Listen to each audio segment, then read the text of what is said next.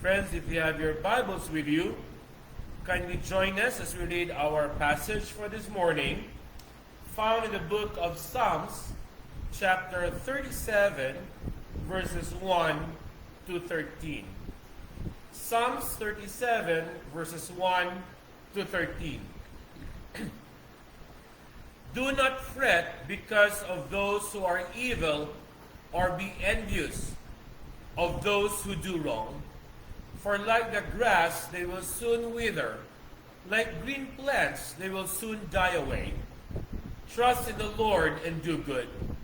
Dwell in the land and enjoy safe pasture. Take delight in the Lord, and He will give you the desires of your heart. Commit your way to the Lord. Trust in Him, and He will do this. He will make your way righteous. Reward shine like the dawn, your vindication like noonday sun. Be still before the Lord and wait patiently for Him. Do not fret when people succeed in their ways, when they carry out their wicked schemes. Verse 8, refrain from anger and turn from wrath. Do not fret, it leads only to evil. For those who are evil will be destroyed, but those who hope in the Lord will inherit the land. Verse 10, a little while, and the wicked will be no more. Though you look for them, they will not be found. But the meek will inherit the land and enjoy peace and prosperity. The wicked plot against the righteous and gnash their teeth at them. But the Lord laughs at the wicked, for He knows their days is coming. This is the word of the Lord. Commitment equals. Today is Palm Sunday. So, happy Palm Sunday. Domingo de Ramos. Domingo de Ramos. Palm Sunday. We commemorate this occasion as the triumphal entry of Jesus Christ. And as we talk about commitment this month, somehow we can say that for Jesus Christ, commitment equals sacrifice. For Jesus Christ, commitment equals His life. 7 days or 6 days from today, He will be crucified. Yes, we can see that there were times during these days that He wished that it would not be upon Him, but at the end, He was committed to go on. So somehow we can say, for Jesus Christ, commitment equals His life. How about us today? Commitment equals what? I have here 4 short things that I would like to share about the question mark in commitment. Number 1 is trust. Commitment equals trust. Jesus Christ trusted the Father that in spite of the pains that He will be experiencing or going through the next 7 days, He trusts completely to the Father that the Father will not leave Him. Nowadays, when we talk about trust, it would give us both a naughty idea and a positive one. So again, it depends on the person, because they said thinkers are doers. So if I would ask you, what is trust for you? For sure, I would have a load of responses. But nonetheless, both present and absent, what is trust for you? What comes into your mind when you say trust?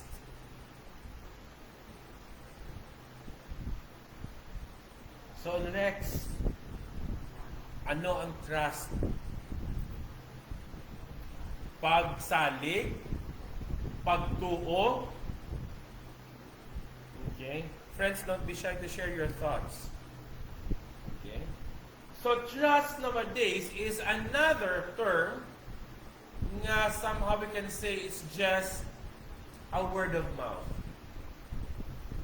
It's a good term that many of us have been using it as an expression or jargon, if I may say. Abused word, yun.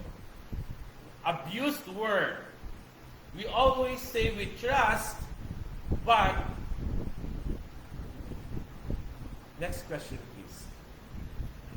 In team building, I would always love to have this dynamics of what we call log drop or contrast fall, wherein there's one person at the center and he would close his eyes and relax hasta mahulog siya. And when he falls, the other people outside would be catching him or her. But sad to say, this kind of activity would always end up a failure because we are having a hard time trusting people. Why are we having a hard time trusting people? Simply because we ourselves is hard to be trusted. We ourselves cannot be trusted. Bato-bato sa langit, ang matamaan, umilag na lang po. Right? We cannot be trusted ourselves. We profess to trust God. But why is it that we have so many wrinkles? Why is it that when we wake up in the morning, we always end up or waking up na nagapanghakroy? No? Pains, correct. Only a few, a handful of us would wake up and say, Lord, thank you for another day. Diba na? Majority of us would wake up, ay, isa naman kaadlaw. Right? Especially if we open our Facebook immediately and we are welcomed with a bad news. So where is our trust? And because of that, it will lead me to the second point. If we do not trust, as a result, we always worry. Second point, we worry.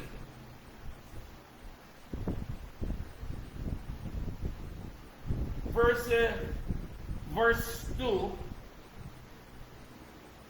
or no, not in verse 2, but in Matthew, it says in Matthew that, are we not more important than the grass of the fields, the lilies of the valleys, the birds of the air? If God is able to provide and clothe them in a way that He has never clothed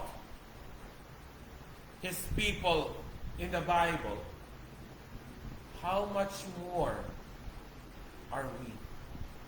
We are more important than the birds of the air the grass and the lilies of the field and the valleys.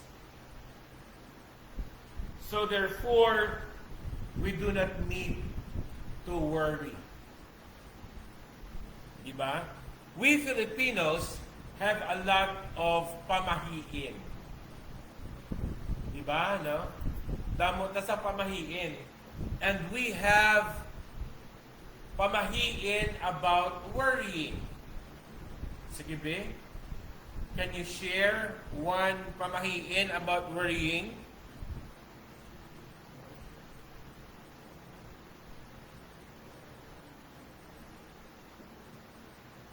Nakabudda malumdum no kati today is the new generation, mga pamahiin daw little by little dies down. Right? But how about in the scriptures? What promises in the scriptures would tell us, aside from the one mentioned, that we should not worry? Sige. Philippians.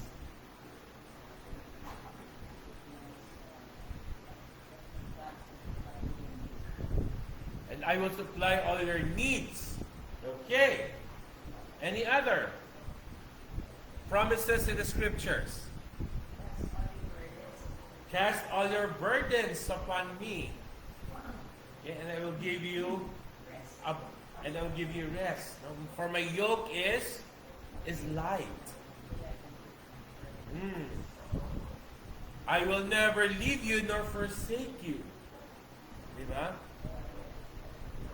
I am with you always. Right? So, God provides. Correct, my dear sister? God provides. Bit-bit. Ayan, timing ang sunod mo, my dear. Give me one promise in the Bible that God tells us not to worry. Alright? We have a lot. We have a lot of passages in the Bible. And so, dear friends, may reason pa kita bala to worry. Well, maybe you would tell me, "Ti Pastor, pagkat ako'y tao lamang, you cannot stop me from worrying." Yeah, that is correct.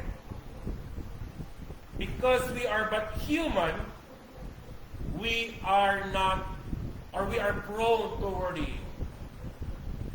Proverbs 3, 5, and 6. Yes, bit. Favorite verse ko na siya. Diba? Trust in the Lord with all your heart. Jesus Christ is also a human being. And there are instances in his life that he also worried. But majority of his life, he was not worried.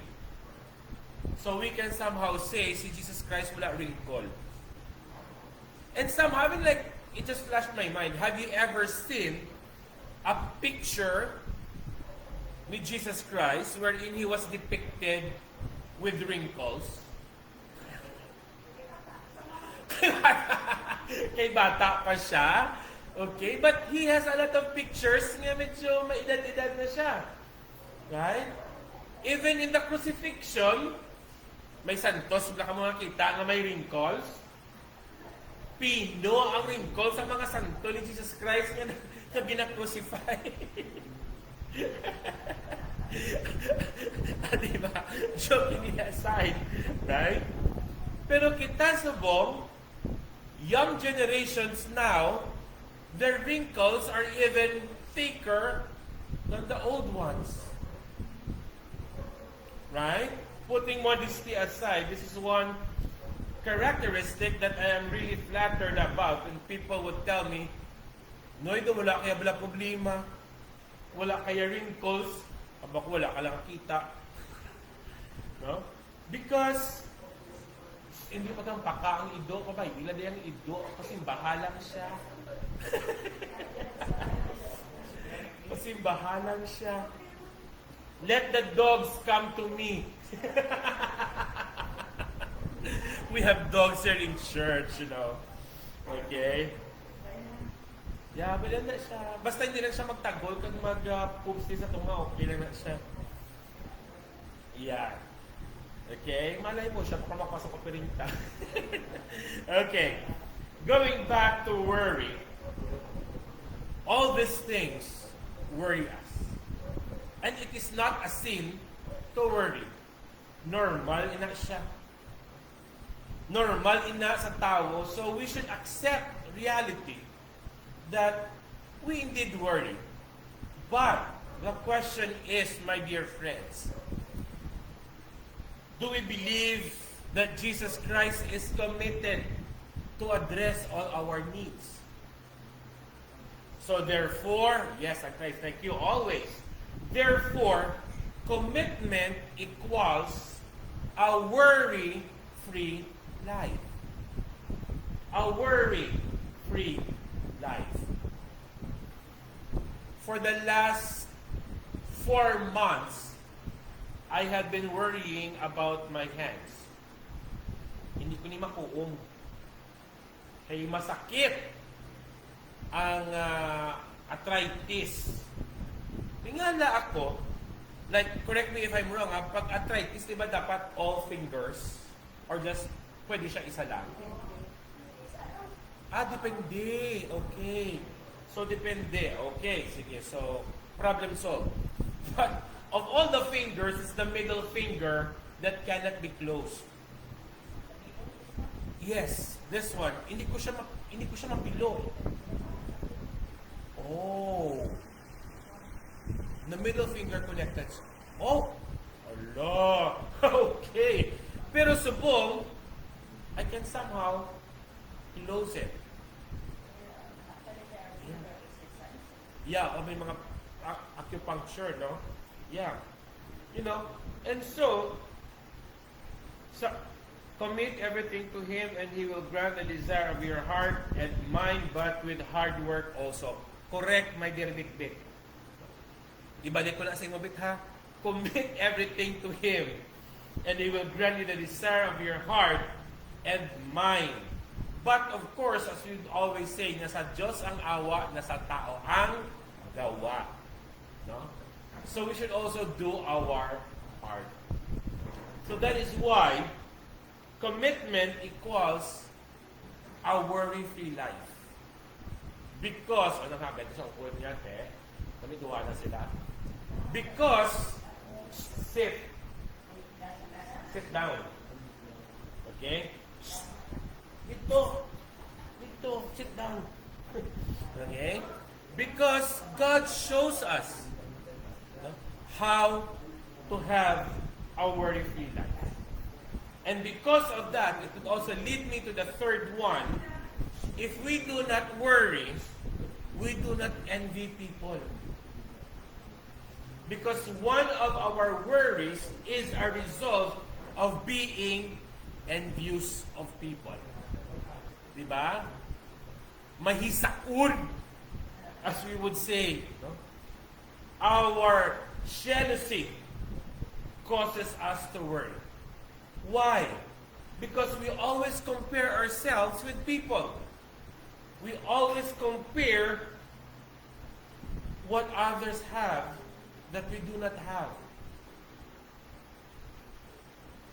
Why? Because we also want to have a little of comfort. And so, is it a sin to desire a little comfort? Is it a sin to want in life? Of course not. Diba? Of course not. Is it a sin to desire for money? Of course not. There is nothing wrong with desiring something in life. But the question, my dear friends, is who or what runs our lives? Is it these desires? Is it these wants that are running our life. Exactly. Exactly. No? Because the Lord sees what we need. But He only wants us to verbalize them. Diba? As parents, we would always find joy if our children would come to us and say, Nay, mangayo ko ba doon? Right? Or Nay, I want this, I need that. Or Tay, blah, blah, blah. Right? Rather than we do the first step. Although, we already know that our children needs allowances.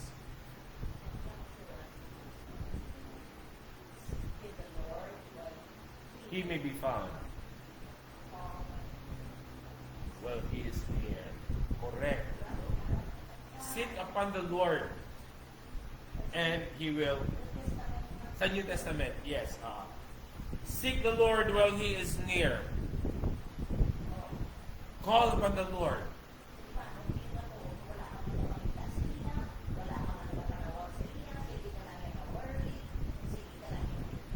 Exactly. Urahab ka lang, urahab. Exactly. But, again, this is our problem. We only seek the Lord as our last recourse. Right? Last recourse, reserve the best for last ang aton nga motto. Right? Reserve the best for last. Lord, I envy blah blah blah. Lord, I blah blah blah. Kung wala ka na gid. Which is supposed to be the opposite. I have been challenging you guys for several times. I don't know if you have tried it, but I hope you did. Try to ask the Lord first thing. Try to always bond with the Lord. And I'm very sure you will have a worry-free life. And the spirit of jealousy will not be upon you. Diba? Panda. Ay, akin daw panda. Hindi ka manguskos ito. Bastos. Akigan ka na ni Lord, hindi ka manguskos.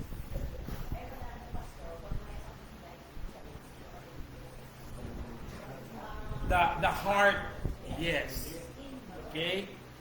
Because envy goes before our destruction. Envy goes before our destruction. When we envy people, we cannot sleep. Diba? When we are jealous with people, our nearest friend is the doctor. Tama? When we always envy people or jealous, there are only two things. Our nearest friend is either the doctor or the embalsamador. Right? Kung pertigid ang envious, pertigid ang envious, wrong grammar. If the jealousy, if the envy is to the max, then ang best friend mo is the embalsamador. Why? Stroke. Diba? Stroke. Patay. Embalsamador. Pangapihan ka dayon. Kung daw medyo slight lang, ti doktor. Kay high blood ka. Right? Or you are tired of working too hard because you would like to surpass other people. And so, my dear friends, commitment equals an envy-less life. Okay? Because you know that the Lord is committed to provide all your needs. Can you just imagine if the world is, if all of us are millionaires? Can you just imagine if all of us have businesses, mga bilyonaryo kita tanan. Wala lang sang masimba.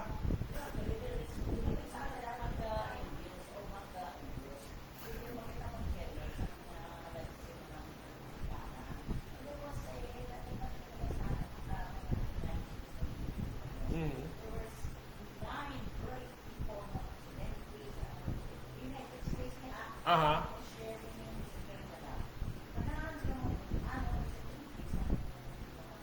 Papaniya.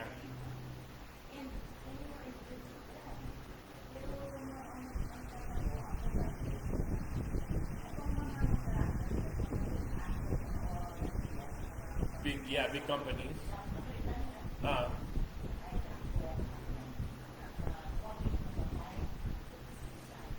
Yes, because not all rich people are mentally healthy. Yes.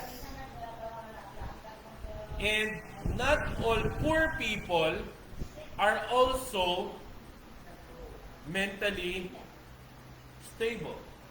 There are also poor people like us, but we can sleep at night. Makahurago kita, maka-enjoy. Correct. Right? Exactly. And because of that, a committed life or commitment equals joy. Last point. Commitment equals joy. So first point, commitment equals trust. Commitment equals a worry-free life. Commitment equals a jealous-free life. And the last, commitment equals joy.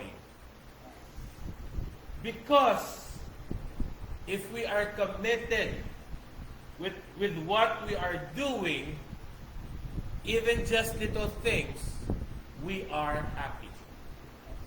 Right? We are happy. I am not saying that being a Christian is a worry-free life.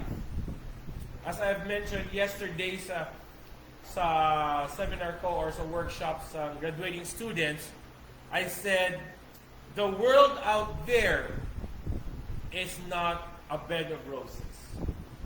Welcome to reality.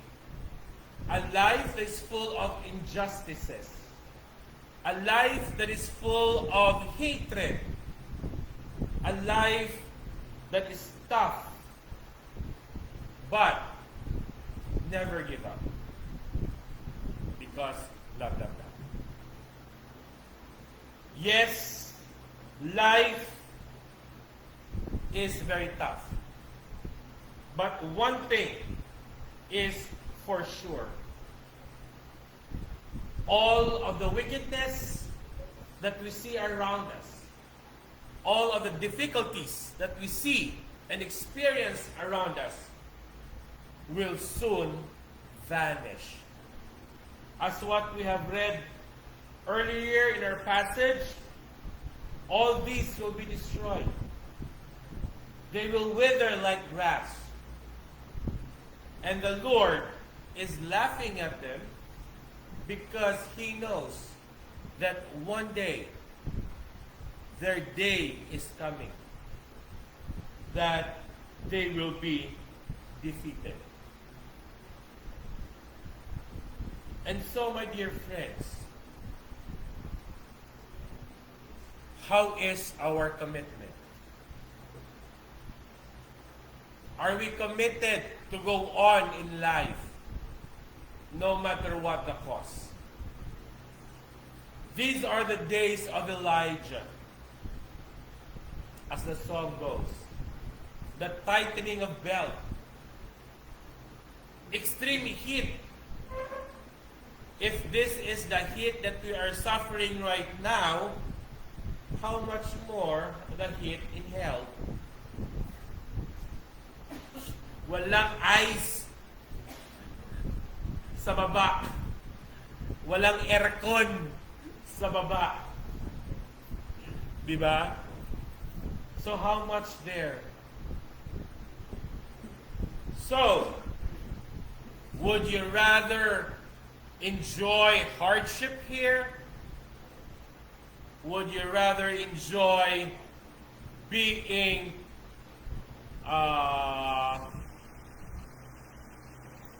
nalipat ako sa word.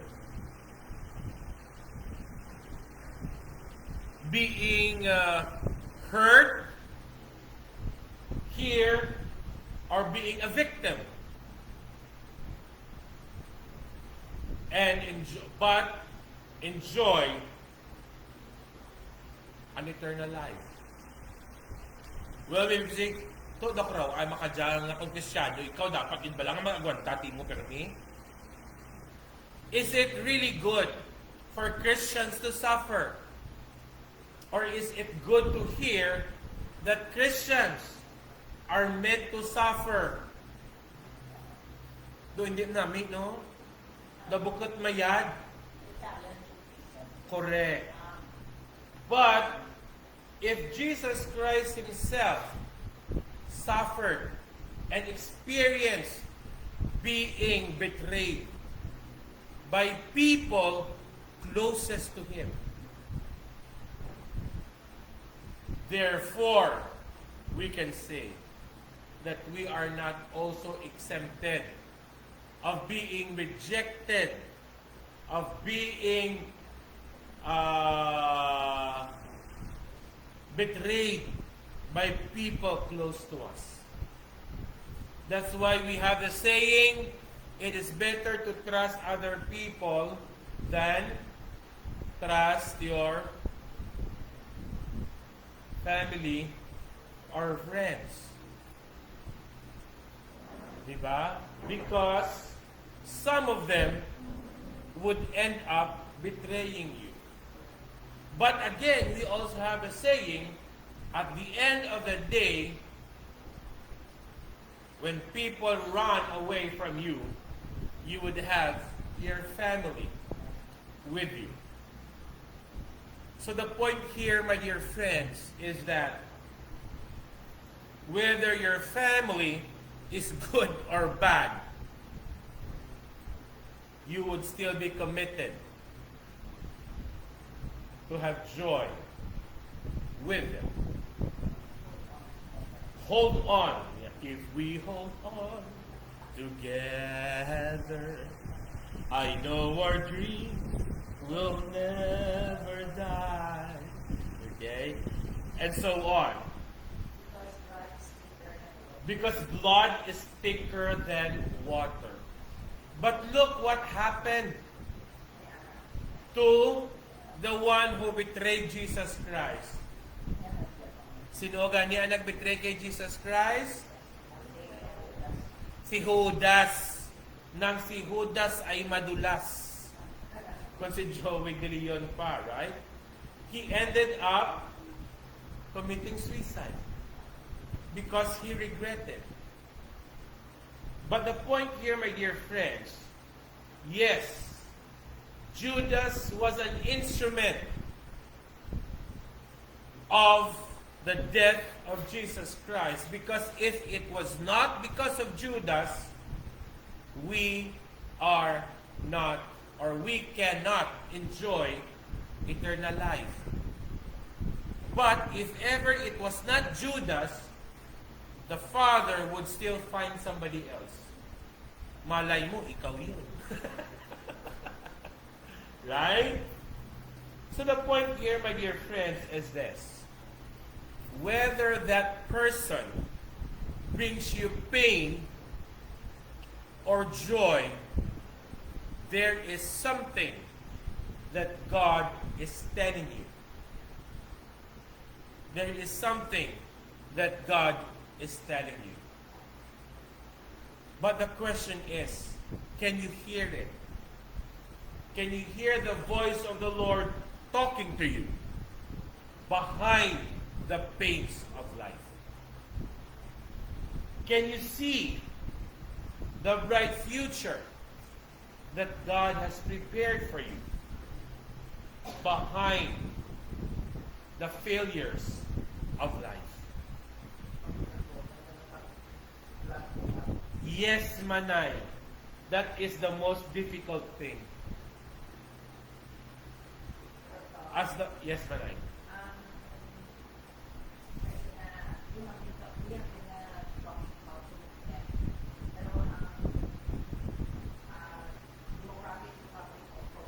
Mm-hmm.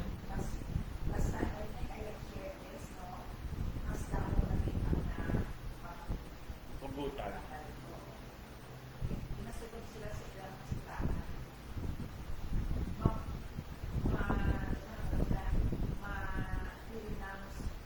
Renounce your faith.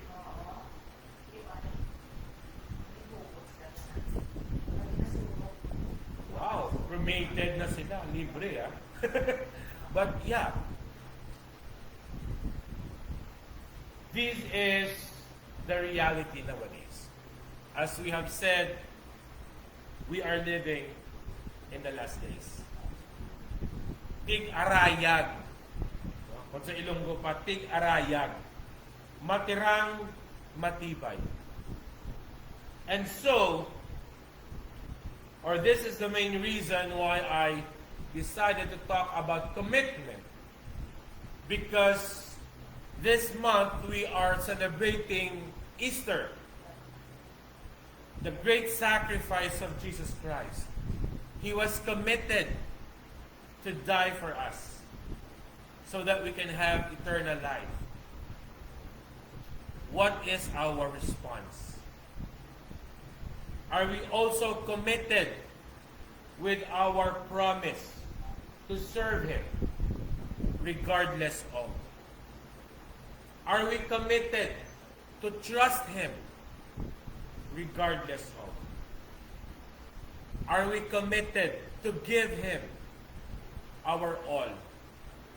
It flashed my mind again. If we are committed to give Him our all, hopefully, in the coming years, years tuloy, no? Months. Coming months, the issue of tithing would not be an issue anymore in our churches.